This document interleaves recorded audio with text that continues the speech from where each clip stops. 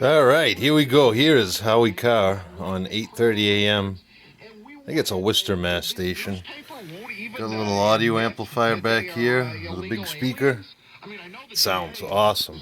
But I'm working on this one. I'm pretty sure it has an open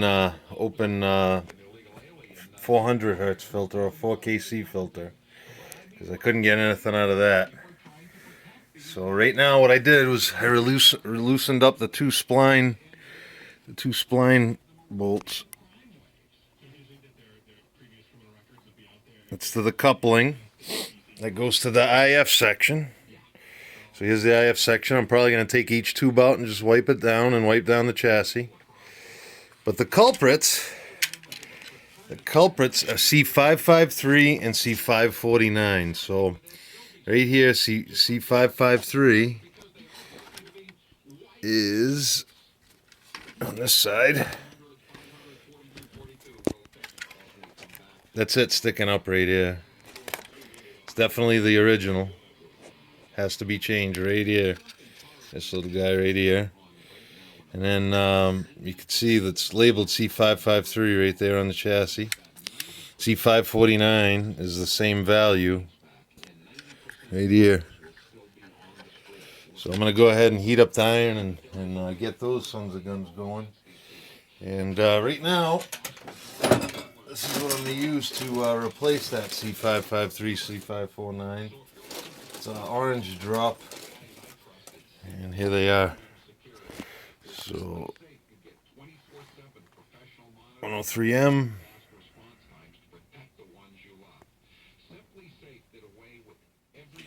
So there you go. So this is I have sub chassis. First time I ever took one out. Just gonna wipe it down and replace those caps. Hope for the best. I'm gonna meter the filter. I do have an extra 400 hertz filter. I'm gonna see if this one meters open and verify the other one seems to meter not open.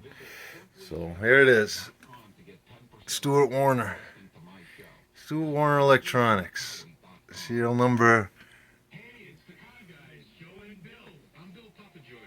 1522. Pretty cool. Hopefully I can get it to sound as good as this one. Alright, here it is. This is the new C553 right here. I reused the insulating legs, and there's the new C549 in there. It's the same thing. See if we can get a shot of the value of it.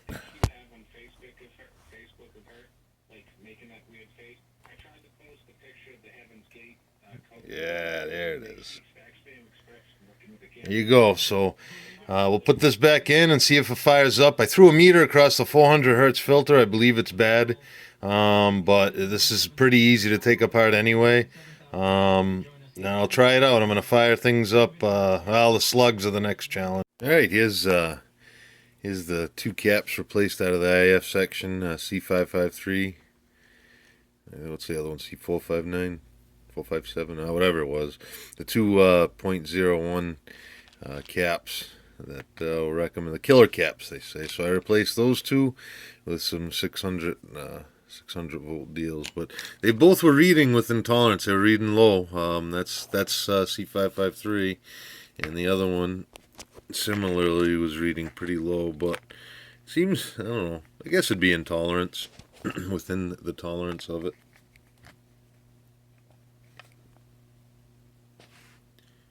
It's right on. That was the audio one, so that's the audio one. That seems a lot closer. But then we put on one of the new ones. What we got? They all read about that's 0.17 over. So that's what we put in there, and I'll continue on with the project. The next challenge is the tuning slugs. So you can see I got a whole rack that's broken.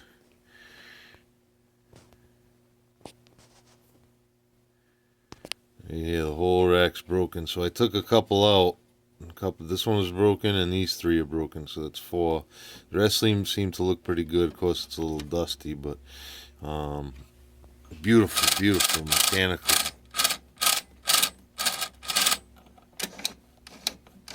pretty cool stuff. So you can see the slugs, the tuning slugs are in and out, but with the far left one gone and one in the middle there gone, here they are. I got one more that's broken. But here's the parts inventory. So I'm missing one screw and one lock washer. This is the brass piece. I heated them up to take the old springs out, which look like almost guitar springs. So here's one here. I asked a buddy who has guitars to give me a spring about that size,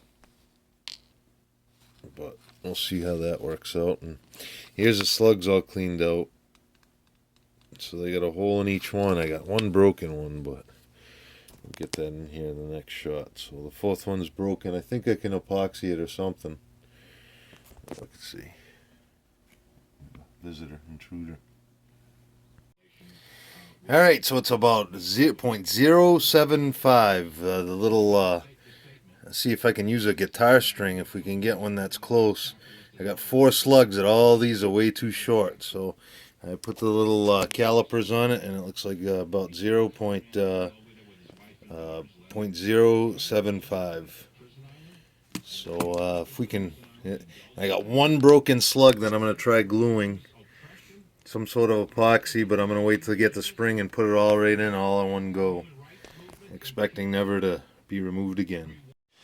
So just for the heck of it, here I go. I got this old R-390 out in the garage. It's I bought this a while ago, and maybe someday I'll do something with it, but it's all complete and everything. It's missing the 3 TF7 tube. But I'm looking at it, and I read in one of the articles that the R-390 slugs are not compatible with the R-390A slugs. So here I am, and wouldn't you know, I got 1, 2, 3, 4. I got 5. So these 5 slugs look like they're R-390A slugs because they don't have the slotted adjuster, they have the spline type adjuster. So this is a very, very good find. This will help me get that other rig back on deck. So this is very, very exciting news. So more to follow, but if the thread matches up, you could even see the colors are a little bit different. Between this one, doesn't even look yeah, it doesn't even fit in there right. Awesome. So we're closer to getting that other one fixed out. We'll have to get some R390 slugs if we want to make this one work. But for now, it's pretty exciting news for that other 390A that I have. Well, here it is. Looking a little lonely now with the missing slugs. So the 390 is missing one. This one's broken. Look at that. It's just on like a threaded rod. So 1, 2, 3, 4, 5, 6. So I got 5, so these are the ones I took out. So you can see this one right here. The spring kind of unwound when I was unscrewing it, and they got a little bit of rust on some of them. Only 2 of these hold the Bristol spline wrenches. The other one were Allen wrenches, and none of the other sizes would fit. So I'm going to clean these up, lube them up a little bit, and throw the racks back together, maybe wipe a couple down. And you know what? We're getting closer to powering this thing. Even though I'm pretty sure that the 4KC filter is open, we're gonna put juice to it again anyway. See if the other bands work and see if it's receiving stuff on other bands. But well, we'll see what happens. Just keep plugging away. But we got 5 replacement things. We got definitely 4 broken ones. So it's looking pretty good for getting that thing rocking. Alright, I've been seeing, here's a before picture of a slug rack. I just took it out. Just cleaning up the slugs and doing a quick buff of the tray. So here's the before and after. So I'm just wiping this down. These 3 are done. Look at how nice that looks. All my slugs are in. I just got them up to the top now for setting them. But yep, we got a full complement of slugs. These 3 missing ones are the ones you saw just now.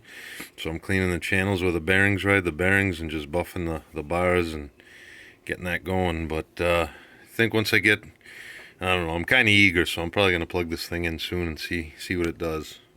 Alright, this is pretty wild. So I just got the R-390A going. I know that frequency is not correct, but it's a number station. Check it out.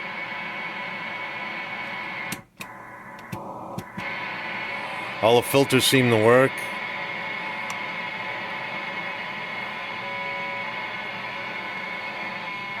Here.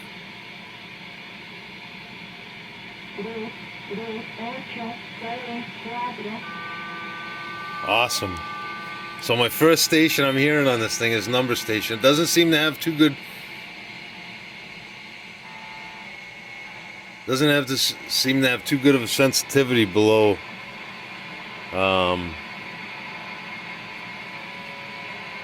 like 15 megahertz. So I'll have to figure out what's.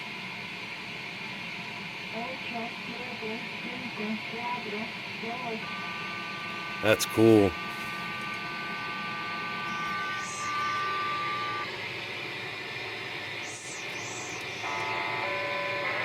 See the racks I polished up already. And I'll tell you how I tuned it in. I just started pulling on racks until I found the ones that affected it most. And just tuned it in for the strongest signal.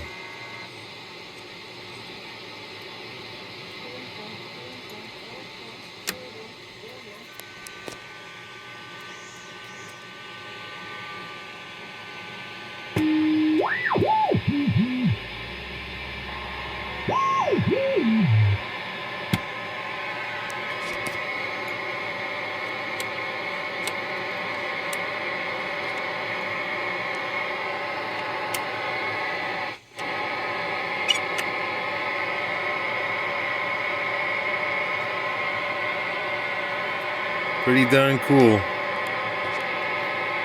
Wait for it to count off one more.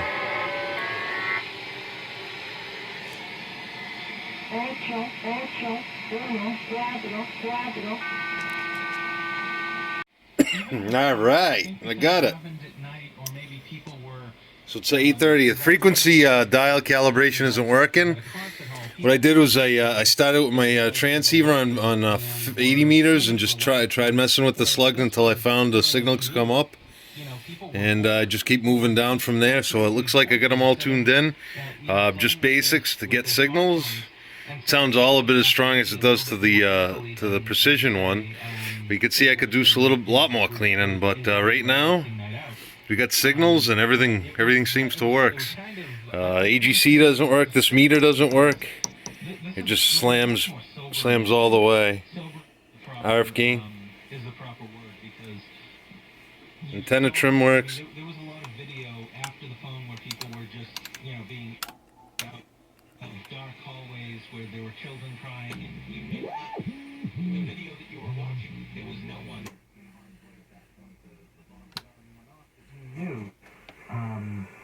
You know the tragedies and the way these tragedies generally unfold. I mean, we'll remember. So the 4 kilohertz filter does work. Those attackers had several bombs, and what they had planned in it was to first ignite the first one, and then wait until EMT and response people, response officers and everyone showed up, so that it would be a larger crowd, and then Seems to be working.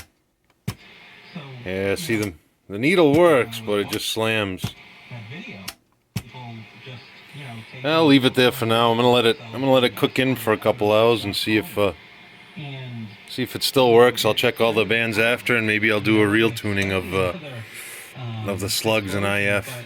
I wouldn't have been surprised. I got the signal generator to help. I think about, I don't know why. Pretty darn cool. Nice unit. Nice 390.